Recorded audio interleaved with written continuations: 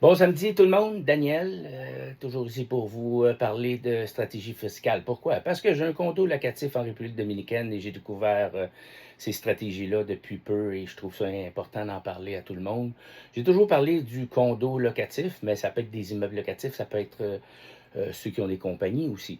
Donc, si vous êtes intéressé, likez mes trucs, puis posez-moi des questions. Puis, si vous voulez venir en tant que locataire à mon condo à Cabareté, ça va me faire plaisir. Je suis sur le bord de la mer, puis on ne peut pas avoir un meilleur endroit que ça. Alors, je parlais depuis quelques capsules des stratégies fiscales pour ceux qui ont des immeubles locatifs, mais ça peut être pour ceux aussi qui ont des entreprises. Donc, je vais me tasser puis regarder un petit peu. Je vous ai fait par écrit parce qu'il y en a qui ont de la difficulté à suivre le verbal et je les comprends parfaitement. Alors, j'ai décidé de l'écrire un petit peu. Je vais me tasser. Regardez ici.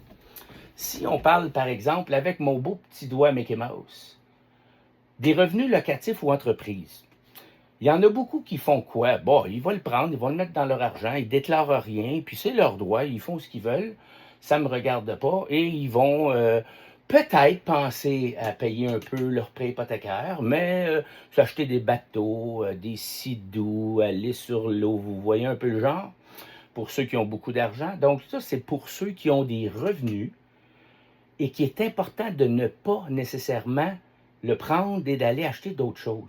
Vous prenez votre revenu et vous allez directement payer votre prêt hypothécaire, qui, elle, est considérée une mauvaise dette, parce que les intérêts générés ici, malheureusement, ne sont pas déductibles d'impôts.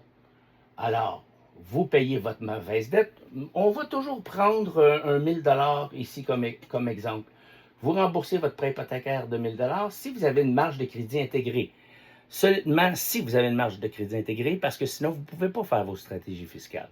Alors, vous réempruntez 1000 $ de votre marge ici, qui devient une bonne dette, parce que de votre 1000 $, 100% des intérêts seront déductibles pour la fin d'année et pour vous aider à réduire votre revenu. Donc, vous payez le 1000 $, votre mauvaise dette, vous réempruntez 1000 $ de votre marge de crédit, et c'est là que vous avez le choix de soit utiliser votre manœuvre Smith pour faire des placements non enregistrés, donc pas dans un CELI, pas dans un REER, pas dans un régime épargne-études. Ça peut être à la bourse, ça peut être un CPG, mais comme vous savez, un CPG, oui, le capital est garanti, mais mon Dieu, avec l'inflation, là, vous perdez d'argent dans un CPG.